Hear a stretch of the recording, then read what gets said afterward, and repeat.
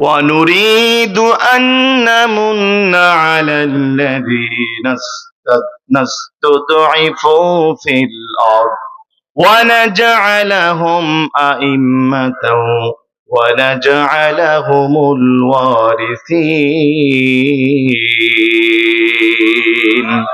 আল্লাহ তাআলা আয়াতে চারটা ওয়াদা করেছেন। আচ্ছা বলেন তো ওয়াদাটা কার? আরো চিৎকার করে বলতে হবে ওয়াদাটা কার? মুসলমান আপনারা টের পাচ্ছেন না বাংলাদেশ সামনে কোথায় যাচ্ছে? ঘরে বসে থেকে কয়েকজন নাস্তিকের আপনারা টকশো দেখে মনে করতেছেন অমুক দল মনে হয় ক্ষমতায় বসে গেছে। এগুলো থেকে ঘাবড়ে যাবেন না, আপনি হতাশাগ্রস্ত হওয়ার কিছু নাই। আল্লাহর ওয়াদা হচ্ছে, চারটা ওয়াদা আল্লাহ করেছেন। ওয়ানুরিদু আন্নামুন্না, অবশ্যই আমি আল্লাহ তাদের উপর রহমত, তাদেরকে আমি রহমত দান করব। সুবহানাল্লাহ বলবেন না? এক নম্বর, তাদেরকে রহমত করুণা দেব তাদের উপর। আলাল্লাযীনা ইসতুদঈফু ফিল আরদ, যাদেরকে অনেক লম্বা সময় জমিনে কথা বলতে দেওয়া হয় নাই, বাড়িতে ঘুমাতে দেওয়া হয় নাই, বাজার করতে দেওয়া হয় নাই, চাকরি নষ্ট করা হয়েছে, রাস্তাঘাটে চলতে দেওয়া হয় নাই। আমার মাহবুব আলম হাবিবি ভাই, আপনার নিজে সাক্ষী, তার এলাকার মাহফিলে তাকে কথা বলতে দেওয়া হয় নাই। এটাকে মিথ্যা কথা বললাম?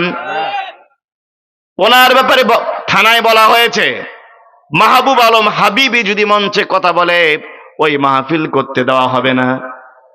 তার কি অপরাধ? তিনি কে কাউকে ধর্ষণ করেছেন? কারো জমির আইল ঠেলেছেন? একটা অপরাধ ছিল তার, তিনি শুধু বলেছিলেন এই সমাজটা চলতেছে মানুষের আইনে, সমাজটা চলতে হবে আল্লাহর আইনে। একটাই অপরাধ ছিল। আল্লাহ বলেন এইরকম ভাবে দেশে দেশে এলাকায় এলাকায় যেই সমস্ত আলেমদেরকে লাঞ্ছিত করা হয়েছে, কথা বলতে দেওয়া হয় নাই, চোখের পানি ঝরেছে, আমার দ্বিতীয় ওয়াদা হলো, আমার দ্বিতীয় ওয়াদা ওয়ানাজআলাহুম আইম্মা। এখানে অনেক উলামায়ে কেরাম আছেন, ইমাম এক বচন, আইম্মা বহু বচন। ওই দেশের মাজলুমদেরকে আমি আল্লাহ নেতা বানাবো। সুবহানাল্লাহ বলবেন না? ওয়াদা কার? আরো চিৎকার করে বলতে হবে ওয়াদা কার? আপনি টের পাচ্ছেন না? শরীফ ওসমান হাদি হঠাৎ করে তিনি এত জনপ্রিয়তা লাভ করেননি, কোটি মানুষের হৃদয়ে জায়গা করে নেননি। এর কারণ হলো শরীফ ওসমান হাদিদের রক্ত এই জমিনে পড়েছে। কথা বলেন না কেন? তাদের হাতে যে আল্লাহ ক্ষমতা তুলে দেবেন, আলেমদের হাতে আগামীর বাংলাদেশের দায়িত্ব আল্লাহ দেবেন, এর গ্যারান্টি যে কোরআন দিচ্ছে, একটু আপনি টের পান, একটু বিষয়গুলো ভালো করে তাকান। শরীফ ওসমান হাদি বড় কোনো নেতা নন, বড় রাজনৈতিক দলের কোন কোটিপতি নেতা নন, মানুষকে তিনি কোটি টাকা দানও করেন নাই, গুলশানে আলিশাল বাড়ি কোনো নাই, মাত্র 12,000 টাকার ফ্ল্যাটে তিনি ভাড়া থাকতেন। তার বাবা একজন মাদ্রাসার সামান্য একজন ভাইস প্রিন্সিপাল ছিলেন। ইসলামী একটা পরিবার, বস্তির অসংখ্য মানুষ তার জন্য, তার মৃত্যুর পরে বস্তির লোকেরা হাউমাউ করে কেঁদেছে। কে কাঁদে নাই? স্কুলের শিক্ষক, বিশ্ববিদ্যালয়ের শিক্ষক, রিক্সা চালক, ভ্যান চালক, অসংখ্য মানুষ হাদির জন্য চোখের পানি দিল।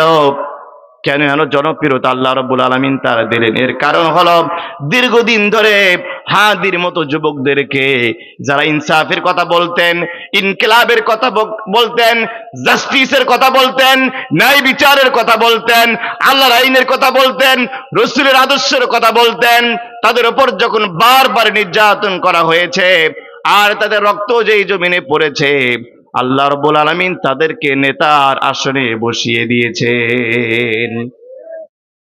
ওয়াদা কার? আল্লাহকে ওয়াদা বাস্তবায়ন করেন নাই?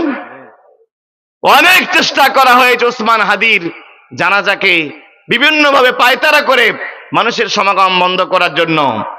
এই তো একজন নেত্রী গতকালই বলছেন টকশোর মধ্যে, ওসমান হাদি নাকি গিনি পিগ বলে তাকে তুচ্ছ তাচ্ছিল্য তিনি করেছেন। আমরা বলি ওসমান হাদি নির্দিষ্ট কোন দলের নয়, শুধু ইনকিলাব মঞ্চের নয়, ওসমান হাদি কোন শুধু রাজনৈতিক দলের নেতা নন, তিনি এদেশের কোটি মানুষের মাজলুমের বজ্রকণ্ঠ।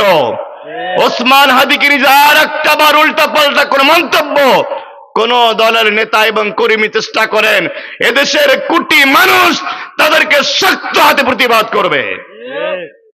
আল্লাহ বলছেন আমার ওয়াদা হচ্ছে, আমি 4টা ওয়াদা করেছি, তাদেরকে রহমত দিব আর তাদেরকে নেতা বানাবো। 3 নাম্বার, ওয়ানাজআলাহুমুল ওয়ারিসিন। ওয়ারিস, ওয়ারিস কাকে বলে? আমার বাবা মারা গেলে আমি আমার বাবার সম্পত্তিতে অংশী পাবো, এটাকে বলা হয় ওয়ারিস সূত্রে পাওয়া। আমার বাবা মারা গেলে তার সম্পত্তিতে অংশীদার হব। আল্লাহ বলেন, যেই জমিনে মাজলুমের রক্ত পড়ে, আল্লামা সাইদির মতো কোরআনের পাখিদের রক্ত ঝরে, তাদের চোখের পানি পড়ে, ওই জমিনের উত্তরাধিকার আল্লাহ মাজলুমদেরকে বানায় দেন। সর্বশেষ আল্লাহর ওয়াদা হচ্ছে, ওয়ানুমাক্কিনা লাহুম ফিল আরদ, ওই জমিনের ক্ষমতার আসনে বসান কে?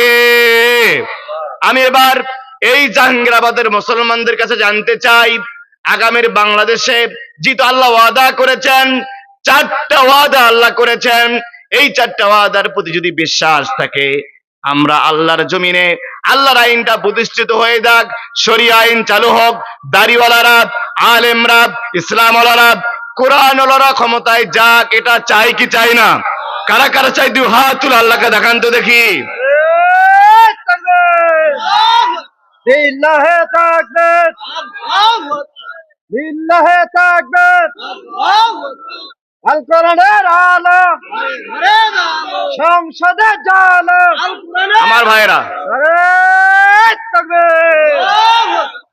আপনারা মনে করতে পারেন হুজুর রাজনৈতিক বক্তব্য দিচ্ছেন। প্রত্যেকটা সূরা আয়াত নাম্বার আমি আপনাদের কোট করে বলতেছি। সূরা কসাস 5 এবং 6 নম্বর আয়াতে আল্লাহ স্পষ্ট ঘোষণা, ফেরাউন মুসা আলাইহিস সালামের উপরে এই আয়াতগুলো নাযিল হয়েছে ফেরাউন এবং মুসার প্রেক্ষাপটে।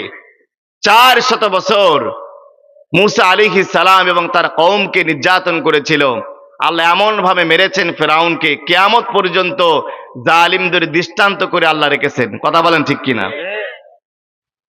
এই জন্য আমি যে পয়েন্ট থেকে এসেছিলাম, আল্লাহ রাব্বুল আলামিন যেহেতু আমাদেরকে আমাদের এই দেশের দায়িত্ব আমাদের হাতে দিতে চান, দায়িত্ব পালন করার জন্য আমাদের ঐক্যবদ্ধ হওয়ার দরকার আছে নাকি নাই?